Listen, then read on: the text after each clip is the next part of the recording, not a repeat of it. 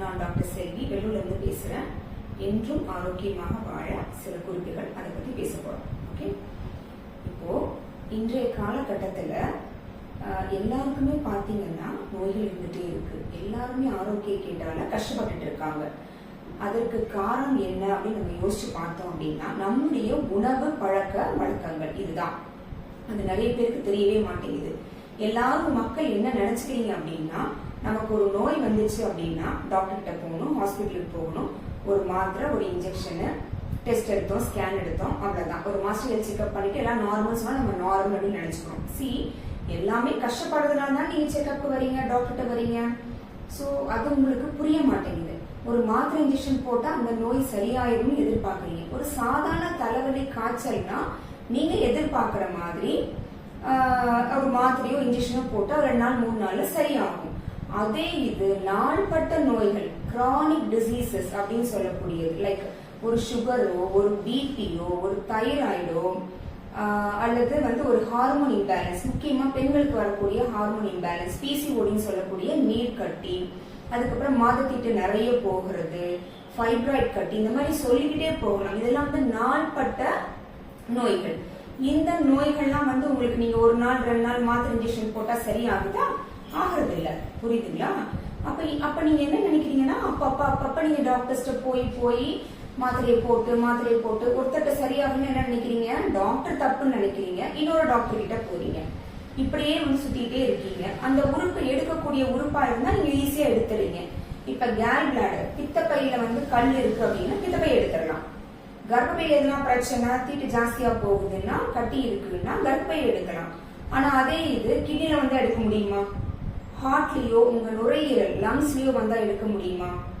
இதை புரிஞ்சுக்கோங்க. இதைத்தான் நான் மக்களுக்கு திருப்பி நான் சொல்ல விரும்புறேன். ஆக நீங்க உங்க நோய் உருவாக்கும் தன்மை உங்க உடம்புல இருந்துட்டே இருந்துச்சு அப்படின்னா முதல்ல ஏதாவது ஒரு உறுப்புல காமிக்கும். அந்த உறுப்பு எடுக்கக்கூடிய உறுப்பா இருந்தா, அப்பண்டிக்ஸ் இந்த மாதிரி நான் சொன்ன விஷயங்களா இருந்ததுன்னா எடுக்கிறீங்க. எடுத்தது பிறகு நீங்க ஆரோக்கியமா இருக்கீங்கன்னு சொல்ல முடியாது. அப்ப என்ன கேட்டீங்கன்னா, டாக்டர் இனிமே எனக்கு எந்த பிரச்சனையும் வராதா?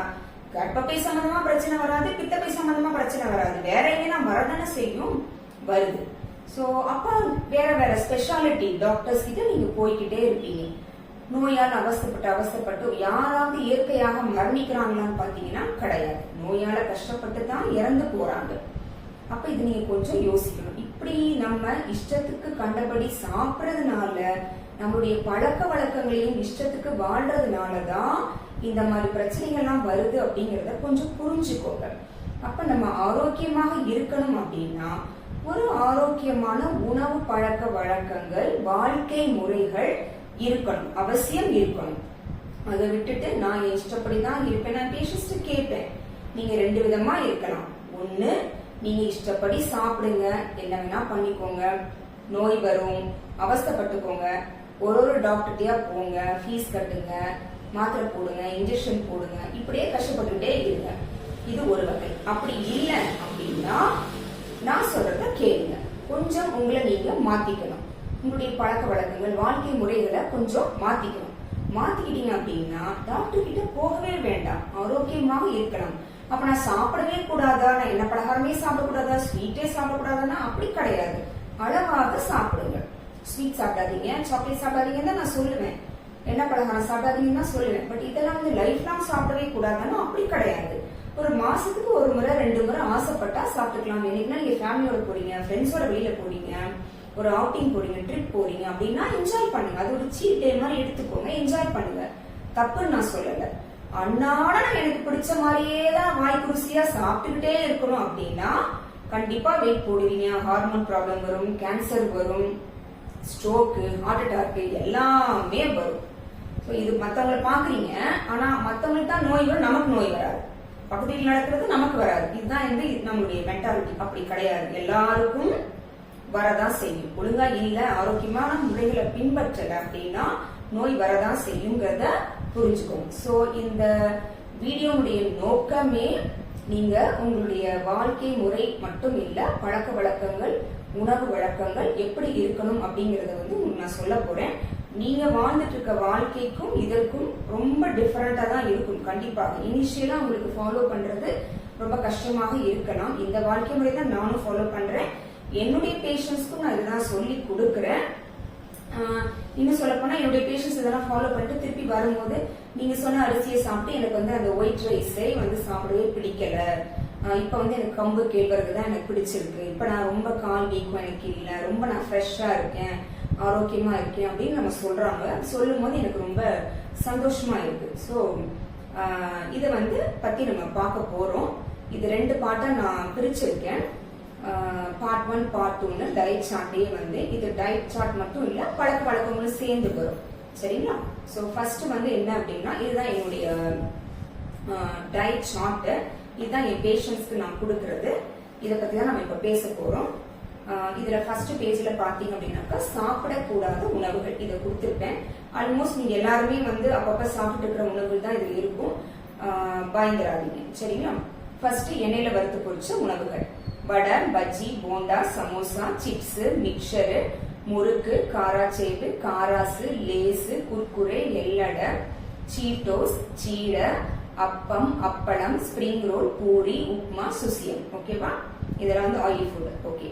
அதுக்கடுத்து மைதாவில் செஞ்ச உணவுகள் என்னென்னலாம் பாத்தீங்கன்னா, பிஸ்கட், பிரெட், பன்னு, கேக்கு, நூடுல்ஸ், சேமியா, பரோட்டா, பப்ஸ், நானு, பானிபூரி, பீஸா, பர்கர், பாஸ்தா, மக்ரோனி, போலி. ஓகே. சோ இதுல எல்லாம் நிறைய பேருக்கு வந்து மைதால செஞ்ச உணவுகள் இதெல்லாம் அப்படிங்கறதே வந்து தெரிய மாட்டேங்குது. நம்ம என்ன சாப்பிட்டாலும் அது எதுல செஞ்சிருக்குங்கிறத முதல்ல கவனிக்கணும்.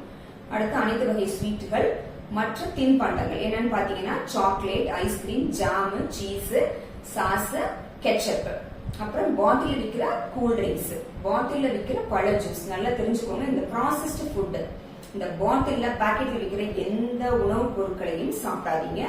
அதுல உள்ள ஃபேட் ரொம்ப மோசமானது, நிறைய பிரிசர்வேட்டிவ் போட்டு வரும். அதுக்கப்புறம் வெள்ளை சர்க்கரை, ஒயிட் சுகர் சேர்க்கக்கூடாது. அதுக்கு பதிலா நாட்டு சர்க்கரை, பனங்கற்கண்டு, கருப்பட்டி சேர்த்துக்கோங்க. அப்புறம் நான்வெஜ்ல பாத்தீங்கன்னாக்கா முட்டை, சிக்கன், மட்டன், பீஃப் எல்லாத்தையும் சொல்லிட்டீங்களேன்னு சொல்லாதீங்க. அதுக்கு பதிலா நான் என்ன யூஸ் பண்ண சொல்றேன் அப்படின்னா, மீன் காடை சாப்பிடுங்க. ஐஸ்ல வச்ச மீன் சாப்பிடக்கூடாது, ஃப்ரெஷ்ஷா இருக்கணும். ரெண்டையும் நீங்க குழம்பா வச்சுதான் சாப்பிடணும், எண்ணெயில வறுத்து பொரிச்சு சாப்பிடக்கூடாது. சரிங்களா? சோ இதெல்லாம் வந்து நீங்க ஃப்ரீக்வெண்டா நான் சாப்பிடக்கூடாதுன்னு நான் சொல்ற விஷயங்கள். எப்பவாவது சாப்பிட்டுக்கலாம். ஓகே. இப்ப அடுத்து வந்து உணவு அட்டவணை. உணவு அட்டவணை மட்டும் இல்லை, பழக்கவழக்கம்னு சேர்த்து தான் சொல்லுவேன். காலை எழுந்தவுடன் நீங்க என்ன பண்ணணும் அப்படின்னா, ஃபர்ஸ்ட் வந்து எண்ணெய் கொப்பளித்தல், அதாவது ஆயில் புல்லிங் சொல்லுவாங்க. இது பழைய காலத்துல நம்முடைய முன்னோர்கள் பண்ணிட்டு இருந்ததுதான், புதுசா நான் எதுவும் சொல்லல. என்ன பண்ணோம் அப்படின்னா, வாயில வந்து செக்குல ஆட்டின நல்லெண்ணெய் பாதி அளவு உங்களுக்கு எவ்வளவு தேவையோ அந்த அளவுக்கு ஊத்திட்டு ஒரு 15 நிமிஷம் வாயில வச்சு கொப்பளிக்கணும். இப்படி வச்சு சரியா நல்லா கொப்பளிச்சு 15 நிமிஷம் கழிச்சு நீங்க டாய்லெட்ல துப்பிடலாம். அதுக்கப்புறம் தண்ணியில நல்லா வாய கொப்பளிச்சுக்கணும். ஓகே. இத வந்து நீங்க பிரஷ் பண்ணிட்டும் இத பண்ணிக்கலாம். இல்ல எனக்கு ஒரு மாதிரி சங்கடமா இருக்கு, வாய்க்கு எண்ணெய் கொப்பளிச்சுட்டு ஒரு மாதிரி வாய் ஒரு மாதிரி இருக்கு அப்படின்னு நினைச்சீங்க அப்படின்னாக்கா, ஃபர்ஸ்ட் எண்ணெய் கொப்பளிச்சுட்டு அதுக்கப்புறம் கூட நீங்க பிரஷ் பண்ணிக்கலாம். ஓகேவா? இது ஃபர்ஸ்ட். அதுக்கு அடுத்து வந்து என்ன பண்ணணும் அப்படின்னா, நீராகாரம். இப்ப நான் சொல்லக்கூடிய வரிசையை சொல்லி முடிச்சிடுறேன். இதனுடைய பயன்களை பத்தி நம்ம தனித்தனியா இன்னொரு வீடியோல பார்க்கலாம். இதற்கப்புறம் நீங்க நீராகாரம், காலையில காஃபி, டீ, பால் கிடையாது. நீராகாரம் அப்படின்னா வந்து பழைய சாத கஞ்சி, இது 1 டம்ளர் எடுத்துக்கணும். பூங்கார் அரிசி அப்படின்னு ஒரு அரிசி இருக்கு, பாரம்பரியமான அரிசி, நிறைய மருத்துவ குணங்கள் நிறைந்த அரிசி. இந்த பாரம்பரிய அரிசி வகைகள் எல்லாமே வந்து அன்பாலிஷ்டு ரைஸ், அதாவது மேல் தோல் நீக்காத பாலிஷ் பண்ணாத அரிசிகள். இது வந்து நமக்கு உடம்புக்கு ரொம்ப நல்லது. இதுல வந்து நான் ஏன் பூங்கார் அரிசி செலக்ட் பண்ணிருக்கேன் அப்படின்னா, இது நிறைய பெண்களின் அரிசி நம்ம சொல்ற மாதிரி இருக்கும். இது பத்தி பயன்கள் பின்னாடி நம்ம பார்க்கலாம் 2வது வீடியோல. இந்த பூங்கார் அரிசியில நீங்க சாதம் செய்யணும். இத வந்து மத்தியானம் சாப்பிடுறீங்க, சாப்பிட்டது போக மீதி சாதத்துல என்ன பண்ணணும் அப்படின்னா, இந்துப்புன்னு ஒரு உப்பு இருக்கு, அந்த இந்துப்பு போட்டு மண்பானையில ஊற வச்சிருங்க. இப்ப வந்து உங்க வீட்டுல 4 பேர் இருக்காங்க அப்படின்னா, ஆளுக்கு ஒரு கரண்டி சாதம் போட்டு ஊற வச்சிருங்க. தேவையான அளவு உப்பு போட்டு ஊற வச்சிருங்க. நாளைக்கு காலையில, புரியுதுங்களா? இன்னைக்கு மத்தியானம் சாப்பிடுறீங்க, ஊற வச்சிருக்கீங்க. நாளைக்கு காலையில அது பழைய சாதமும் நல்லா புளிச்சு வந்திருக்கும், ஃபெர்மெண்டட் ரைஸ் அப்படி ஆயிடும். அதுல 3 ஸ்பூன் தயிர், ஒருத்தருக்கு 3 ஸ்பூன் தயிர் விட்டு நீங்க மிக்சியில, அந்த சாதம் வந்து கடைய முடியாது, சோ மிக்சியில அடிச்சு குடிச்சிடும் 1 டம்ளர் அந்த தண்ணியோட. அந்த சாதம் வந்து நீங்க வடிக்கிறீங்க பாத்தீங்களா, மதியானம் சாதம் வடிக்கிறீங்க. இப்ப பானையில வடிச்சீங்க அப்படின்னா மீதி சாதம் இருக்கும். குக்கர்ல வச்சாலுமே நான் என்ன பண்ணுவேன்னா எக்ஸ்ட்ரா தண்ணி ஊத்திடுவேன்.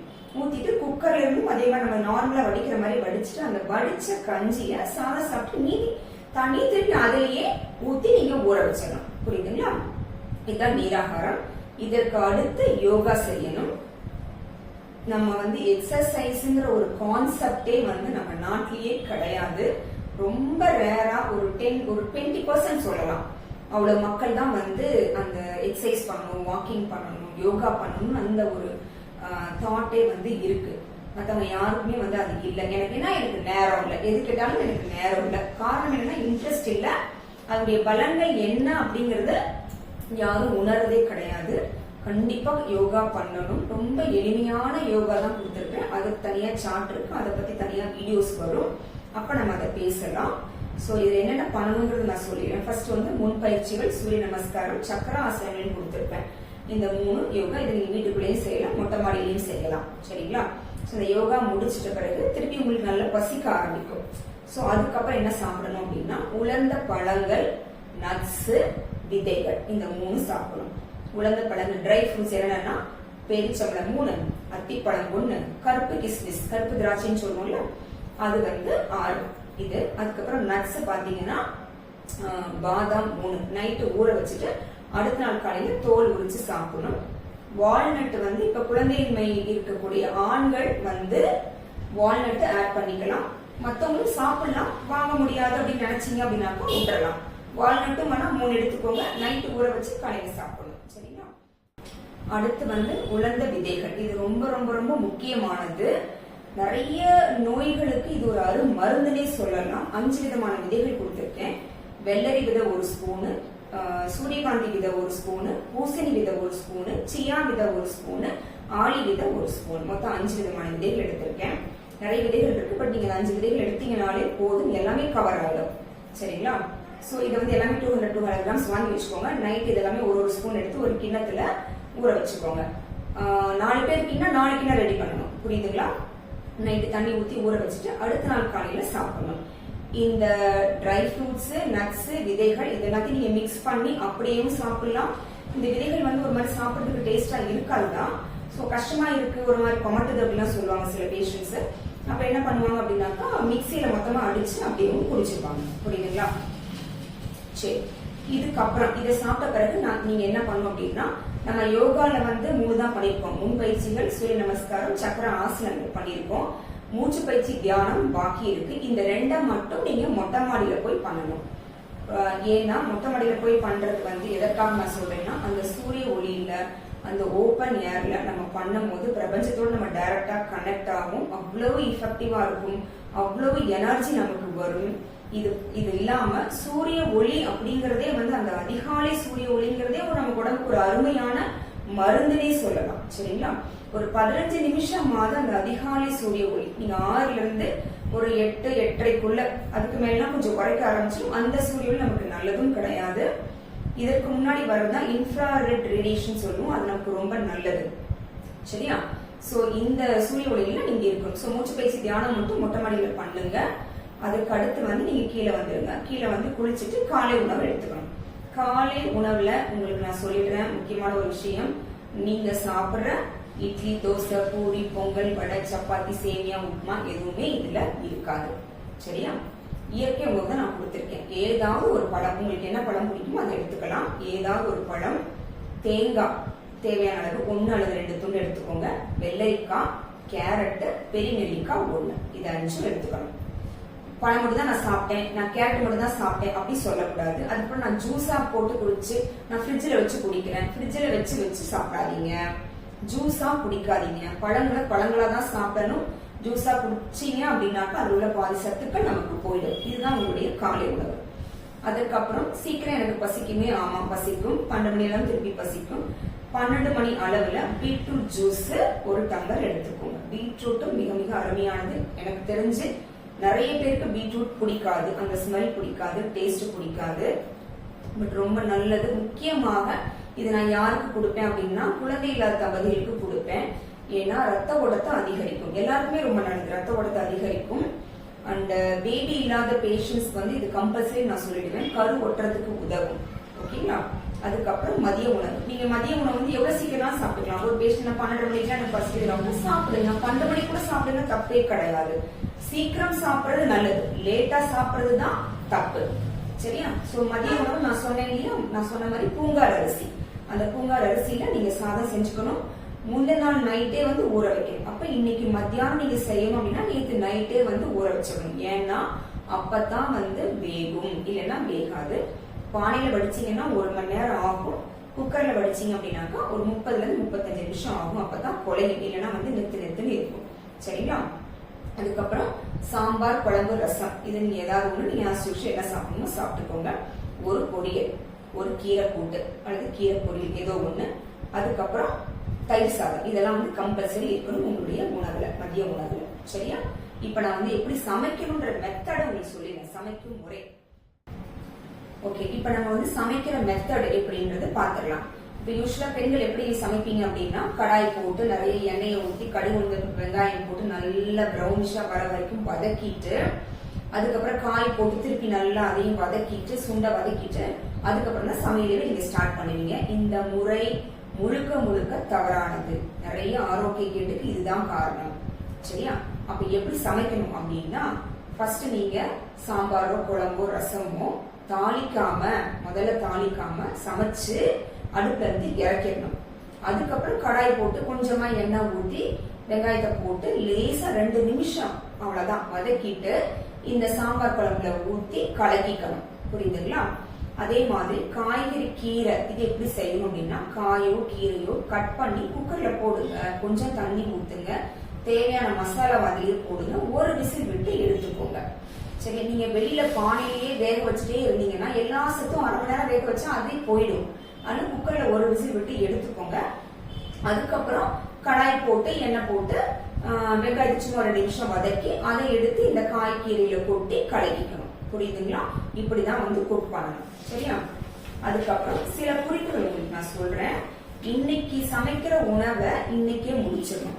நான் வந்து சாம்பார் செஞ்சேன், குழம்பு செஞ்சேன், 2 நாள் சில பேர் இப்படியே செய்யறாங்க. நிறைய பாத்திரம் நிறைய செஞ்சு வச்சுட்டு 2 நாள் 3 நாள் வச்சு சாப்பிடுறது ரொம்ப ரொம்ப ஆரோக்கிய கேடு. அப்படி சாப்பிடக்கூடாது. அதே மாதிரி தயிருமே வந்து பாக்கெட் தயிர் வாங்கி சாப்பிடாதீங்க. அன்னன்னைக்கு வீட்டுல உர ஊத்தி சாப்பிடுங்க. அதையுமே 2 நாள் 3 நாள் ஃப்ரிட்ஜ்ல வச்சு சாப்பிடக்கூடாது. அளவா செய்யுங்க, அளவா சமைச்சுக்கோங்க, அளவா உர ஊத்துங்க. அன்னன்னைக்கு சாப்பாடு அன்னன்னைக்கு முடிச்சுக்கோங்க. புரியுதுங்களா? அதுக்கப்புறம் சமையலுக்கு தாளிக்கிறதுக்கு செக்குல ஆட்டின நல்லெண்ணெய் வாங்கிக்கோங்க. எப்பவாவது வறுத்து பொடிச்சு சாப்பிடலாம்னு சொல்லியிருக்கேன். அதற்கு செக்குல ஆட்டின கடலெண்ணெய் பயன்படுத்துங்க. இப்ப நீங்க அப்புறம் வறுக்கிறீங்க, வடை செய்யறீங்க அப்படின்னா அந்த எண்ணெய் ஒரு முறை கொதிச்சிருச்சு. கொதிச்ச பிறகு மீதி எண்ணெய கொட்டிடணும். அது திருப்பி இன்னொருக்கு ஹீட் பண்ணி யூஸ் பண்ண கூடாது. அது பாய்சன் ஆகும். புரியுதுங்களா? விஷம் ஆகும். அதுக்கப்புறம் இந்த எண்ணெய்க்கு தான் நீங்க யூஸ் பண்ணணும். சன்ஃபிளவர் எண்ணெய், பாம் ஆயில் யூஸ் பண்ண கூடாது. உப்பு நான் உங்களுக்கு சொன்னேன், இந்துப்பு யூஸ் பண்ணிக்கோங்க. அதுல கல்லுப்பு இருக்கு, தூளுப்பு ரெண்டுமே இருக்கு, ரோஸ் கலர்ல இருக்கும். புளி வந்து குடம்புளின்னு ஒண்ணு இருக்கு, அருமையான புளி. இது வெயிட் குறைக்கணும்னு நினைக்கிறவங்களுக்கு இது ரொம்ப நல்லது. ஆன்டி ஆக்சிடென்ட்ஸ் நிறைந்தது ஒண்ணு. கார்சினியா கம்பூஜியான்னு சொல்லுவோம். இது எப்படி இருக்கும்னா சின்ன சின்னதா வடை மாதிரி தட்டையா இருக்கும். இது நீங்க தண்ணியில போட்டோம்னா ஊறாது. நல்ல தண்ணி கொதிக்க வச்சு ஊத்தி ஊற வச்சாதான் ஊறும். சில நேரங்கள் மிக்சியில் அடிச்சு நான் யூஸ் பண்ணுவேன். பட் இது வந்து நார்மல் நம்ம யூஸ் பண்ற புளிக்கும் இந்த புளிக்கும் பாத்தீங்கன்னா டேஸ்ட் டிஃபரன்ஸ் நிறைய இருக்கும். பட் அவ்வளவு ஆரோக்கியமானது. இதை நீங்க கொஞ்சம் மாத்தி பாருங்க. இது எல்லா கடைகளிலும் கிடைக்காது. இயற்கை எங்காடின்னு சொல்லக்கூடிய ஆர்கானிக் ஷாப்ஸ்ல மட்டும்தான் இது கிடைக்கும். அமேசான்ல உங்களுக்கு கிடைக்கும், வாங்கிக்கலாம். பால் வந்து முடிஞ்ச அளவுக்கு பாக்கெட் பால் வாங்காதீங்க. நம்ம பால் கறந்து சைக்கிள் எடுத்துட்டு வந்து ஊத்துறாங்க இல்லைங்களா, அந்த பால் வாங்கிக்கோங்க. தண்ணி இருந்தாலும் பரவாயில்ல, வாங்கிக்கோங்க. நல்லா காய்ச்சி வச்சுக்கோங்க. ரொம்ப முக்கியமான விஷயம், நிறைய பேரு பாலை வாங்கி ஃப்ரிட்ஜில் வச்சிடறாங்க. ரொம்ப நேரம் கழிச்சோ இல்லை காலையில வாங்கி சாயந்தரம் காய்ச்சது, இந்த மாதிரி பழக்கம்லாம் இருக்கு. இப்படி செய்ய கூடாது. அந்த நேரத்துல கிருமிகள் அதுல வளரும். ஸோ பாலை வாங்கினீங்கன்னா காய்ச்சிடுங்க. காய்ச்சிட்டு ஆற வச்சுட்டு திருப்பி ஃப்ரிட்ஜில் வச்சுக்கோங்க. புரியுதுங்களா? அதுக்கப்புறம் பாத்திரங்கள் பாத்தீங்கன்னா நான்ஸ்டிக் யூஸ் பண்ணக்கூடாது. அலுமினியம், நிறைய பேர் வீட்டுல அலுமினியம் பாத்திரங்கள் தான் வடிக்கிறீங்க, யூஸ் பண்றீங்க, சாம்பார் செய்றீங்க. குக்கர் பாத்தீங்கன்னா மோஸ்ட்லி அலுமினியம் குக்கர் தான் இருக்கும். அதை யூஸ் பண்ணவே கூடாது. நரம்புகளுக்கு ரொம்ப கெடுதல். அலுமினியம் யூஸ் பண்ணாதீங்க. அதே மாதிரி பிளாஸ்டிக் பாத்திரங்கள்ல நீங்க அட்லீஸ்ட் ட்ரையா தானியங்கள் மளிகை கூட வச்சுக்கலாம், தப்புன்னு நான் சொல்ல மாட்டேன். ஏன்னா பிளாஸ்டிக் இல்லாம நம்ம வாழவே முடியாது. ஆனா முடிஞ்ச அளவுக்கு சூடா எதையும் எடுத்துட்டு வராதீங்க. லைக் இப்ப வேலைக்கு போறவங்க பாத்தீங்கன்னா எல்லாருமே சூடா இந்த குழம்பு, ரசம், சாதம் எல்லாத்தையும் இந்த பிளாஸ்டிக் டப்பால போட்டு அதை எடுத்துட்டு வராங்க. அந்த சூடா இருந்துச்சு அப்படின்னா அந்த பிளாஸ்டிக்ல இருக்கக்கூடிய விஷ பொருட்களானது உங்களுக்கு உணவுல கலக்கும். இதே மாதிரி பிளாஸ்டிக் டப்பா, பாலிதீன் கவர்ஸ்ல எந்த உணவுப் பொருளையும் வச்சு ஃப்ரிட்ஜுக்குள்ள வைக்க கூடாது. அதிகப்படியான குளிர்ச்சியிலும் அதிகப்படியான ஹீட்டும் இருந்துச்சு அப்படின்னா அந்த உணவுல அந்த பிளாஸ்டிக் இருக்கக்கூடிய விஷ பொருட்கள் கெமிக்கல்ஸ் கலக்க ஆரம்பிக்கும். புரியுதுங்களா? சோ ஃப்ரிட்ஜ்ல நீங்க சில்வர் டப்பாலையோ காய்கறியை வச்சுக்கலாம். அப்படி இல்லைன்னா துணி, ஈர துணியில சுத்தி காய்கறியை வச்சுக்கலாம். இப்படி பழகிக்கோங்க. ஓகே. அதுக்கப்புறம் என்ன பாத்திரங்கள் யூஸ் பண்ணணும்? இரும்பு பாத்திரங்கள், மண் பாத்திரங்கள், ஸ்டீல் பாத்திரங்கள் பயன்படுத்தலாம். மண் பாத்திரங்கள் ரொம்ப சிறப்பு, இரும்பும் ரொம்ப நல்லது. அடுத்து இரவு உணவு. ஓகே. இரவு உணவு கம்பு அல்லது கேழ்வரகு அல்லது சத்து மாவு, இதுல ஏதாவது ஒண்ணுல கஞ்சி அல்லது கூழ் இது எடுத்துக்கோங்க. சில பேர் களி விரும்புவாங்க, களி எடுத்துக்கலாம். அதாவது ரொம்ப குண்டா இருக்கிறவங்க வெயிட் குறைக்கணும் அப்படின்னா இந்த மாதிரி தண்ணி மாதிரி கஞ்சி கூழ் ஃபார்ம்ல எடுத்துக்கிட்டீங்கன்னா சீக்கிரம் வெயிட் குறையும். அதனால இவங்களுக்கு நான் சொல்லுவேன். குழந்தைங்க பேஷண்ட்ஸ்க்கும் நான் இதான் கம்பல்சரி டைம் சொல்லுவேன். எனக்கு டெய்லி இதை நான் சாப்பிட முடியாது அப்படின்னு சொல்றவங்க நீங்க அட்லீஸ்ட் ஒரு நாள் விட்டு ஒரு நாள், நார்மல் டயட்ல இருக்கிறவங்க ஒரு நாள் விட்டு ஒரு நாள் இந்த டயட் எடுத்துக்கலாம். இதோட முளைக்கட்டின பயிர்கள் சாப்பிடுறது இது ரொம்ப முக்கியம். இது ஃபுல்லா புரோட்டீன் சத்து நிறைந்தது. பச்சை பயிறு, கொள்ளு, நிலக்கடலை, கருப்பு சுண்டல், வெள்ளை சுண்டல், இந்த பயிர்கள்ல ஒரு நாளைக்கு ஒரு பயிர் முளைக்கட்டி அவிச்சு சாப்பிட்டு வரணும். புரியுதுங்களா? முளைக்கட்டுறது எல்லாருக்கும் தெரிஞ்சிருக்கும்னு நினைக்கிறேன். முளைக்கட்டி அவிச்சு சாப்பிடுங்க, அவ்வளவு சிறப்பானது. முக்கியமா குழந்தைங்க பேஷண்ட்ஸ்க்கு ரொம்ப நல்லது. நம்ம டெய்லி ஒரு தானியம் கம்பல்சரி, ஒரு பயிர் கம்பல்சரி நம்ம சாப்பிட்டு வரணும். புரியுதுங்களா? ஸோ இதோட நம்ம இந்த வீடியோவை முடிச்சுக்குவோம். அண்ட் மீதி பழக்க வழக்கங்கள் என்ன, அதாவது உணவு முறைகள்ல மற்ற விஷயங்கள்ல என்னங்கிறத பத்தி பார்ட் 2 டயட் சார்ட் பார்ட் 2ல நம்ம பார்க்கலாம். சரியா? நன்றி, வணக்கம்.